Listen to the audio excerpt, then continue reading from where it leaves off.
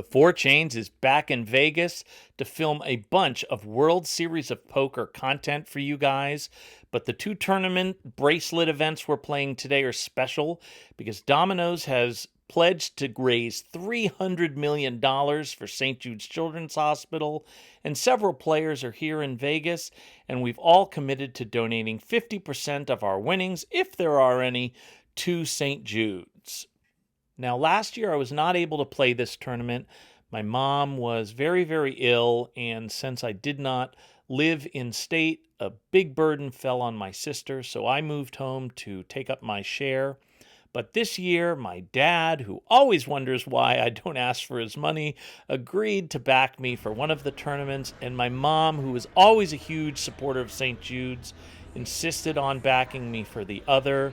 And I can't say this is the craziest comeback that I've ever had, because one time my comeback was covered by ABC News, but it is certainly absolutely amazing, and nobody at the table could believe it, and maybe you won't either, but please enjoy this roller coaster ride. Hey guys, sorry to film from bed. I know this is a weird angle. Angie is going to kill me because she hates this, but I hope you'll give me a pass. I'm emotionally exhausted from these two tournaments, World Series of Bracelet tournaments I'm about to show you, the Deep Stack and the Gladiator for St. Jude's. So last year I wasn't able to play these tournaments because my mom was very, very ill, and my sister had been taking up a lot of the burden, and it was my turn.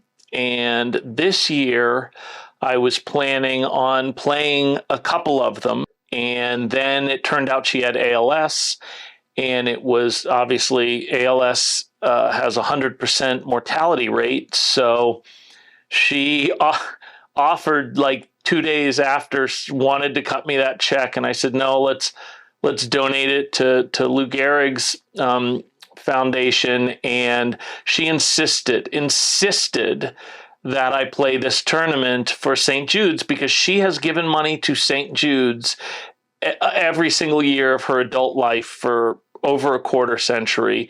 And so I agreed to do that. And before I got to Vegas, my mom did pass away. And I'm not going to be able to talk a lot about it, and you don't want to hear about it, but she was a child advocate attorney, meaning that she spent her life defending the defenseless, and is just an absolute wonderful person and wonderful grandmother and wonderful mother-in-law. So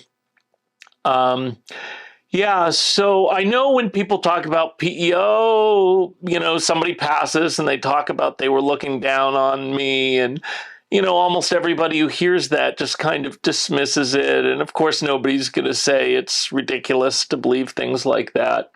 But maybe, just maybe, after you see this, you're going to agree. There were three just crazy comebacks on this one video, and one of them was so crazy the guy next to me was saying I was Harry Potter, but I just really feel like I was down, and my mom kept picking me up just to tell me that she loved me, and you'll see how it plays out. Okay, I only have a picture of this because it was the second hand of the tournament. I have video on the other hands, but this is typical. I get pocket jacks on the button. I do a standard raise. I'm called by the big blind with absolutely nothing. I flop top set on a rainbow board. The big blind donk leads into me. I tank call. What I didn't know is all he had was a desire for a runner straight. That is literally all this guy had. But he keeps leading the betting. I keep accepting it, and he does hit runner straight to cripple me, and that is where the roller coaster ride started. I got one big bluff through that, frankly, I shouldn't have attempted, but I had blockers, and that got me in a better mood. Then I hit another set of jacks and actually was able to double up. But then this kind of thing started happening. I go all the way down. Take a look at this. Set of queens losing to a set of kings.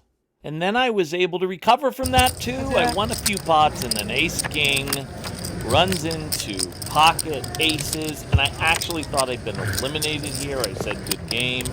I had a few more Good game. after that, and I was able to build my pot up again, and then I get Ace King again, and I am in a flip to pocket eights. This is how I got eliminated from the main event last time. I actually had pocket kings, and I lost to eights hitting a set, which they did here as well.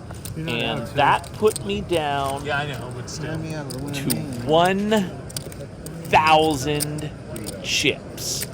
Unfortunately, the big blind is now 1,200 chips with a 1,200 big blind ante, so I'm automatically all in with the 1,000 as you see there. And my queen 9 is able to almost triple up versus pocket 4s.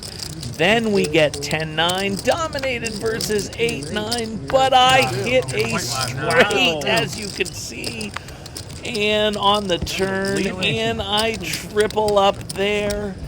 Then we have a situation where I have king 5. I'm down to pocket aces, but then I hit runner flush, and now I am rolling. I get ace deuce on the very next hand, but I'm up against my nemesis, pocket eights, and somehow things are differently, and I hit the ace, and I'm able to double up again. Unreal. Then the maniac goes all in. I have ace jack suited. I call. He has ace 4 off, and my hand holds. And the crazy part about that is that means in 5 hands, I went from 1,000 chips to 62,500. And folks, this is real life. This is not a movie, so the run did have to end. I lost ace 10 to ace king to a really nice player who was almost sad to beat me. And I had him out-chipped, and then subsequent to that particular situation, I got in a hand with the maniac. He moved all in with bottom pair, queen 3. I had top pair with queen 10. I call him, and he hits runner, quads to eliminate. And that is what brings us to the next tournament, which is the Gladiator. Okay, so we move on to the Gladiator tournament. This is a tournament a lot of people love. I don't. It's a $300 buy-in. There's all sorts of crazy plays that I'm not used to, and it's just a crapshoot where you kind of got to go all in very early with nothing and build up a stack. I wore my mom's bracelet for just to tell her that I know that she loves me, and I was seated next to this guy right here. And while he was playing, I built up a nice chip stack. He felt like he was my good luck charm. And then he went out for a lengthy smoke break after building up quite a stack himself. And while he was gone, I dwindled all the way down to 4,500 chips. And then the guy shows up again, and I start winning again. And then I'm going to show you this hand happen. I'll let it play here. Thanks. And it was a situation where I was low on chips. I had top pair. He moved all in. I had to call him, and he had ace jack, and I had king jack, and I turned that king, and it was just so emotional for me that I asked the guy what his name was, and he told me his name was Craig. And Craig was my mother's maiden name. And I just I got emotional like I am now at the table. And at the next break, at the first dinner break, I got a salad, and I just sat there, and I said, "Hey, Mom, I need you to know something. I know that you love me. I know you love me so much, and I love you, and I want you to rest easy and just whatever happens needs to happen, let it happen, because I know. And I went and played it on my own, and then the first hand after the break, I flopped top pair and a nut flush diamond draw, and guy moved all in. I called, and he had the other two aces, and I did not get a diamond on the turn or the river, and I was gone. But you know what? It was okay, and I'm just going to send a check to St. Jude's, along with shout out to my Aunt Jenny. She gave me an additional check for them. So I just feel like it's a good experience, and if you're looking for a place for taxes to donate, please do St. Jude's. When St. Jude started, childhood cancer was a 90% mortality rate. Now it's a 90% survival rate. So it's the greatest charity there ever is. And there's no crying in poker. So let's move on. Okay, if you want to see more of these videos, please like and subscribe. It helps out the channel a lot. We have a lot more World Series of Poker and Vegas videos coming.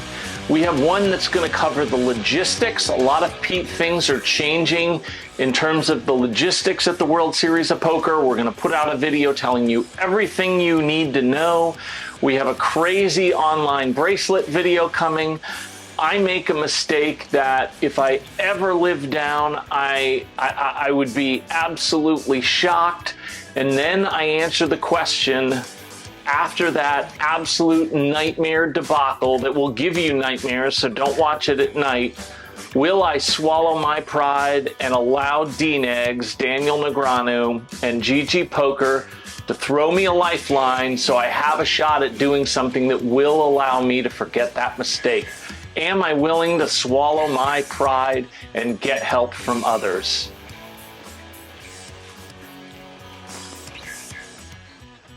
Spoiler alert, hell yeah, baby, ggpoker, very good time, let's get this done!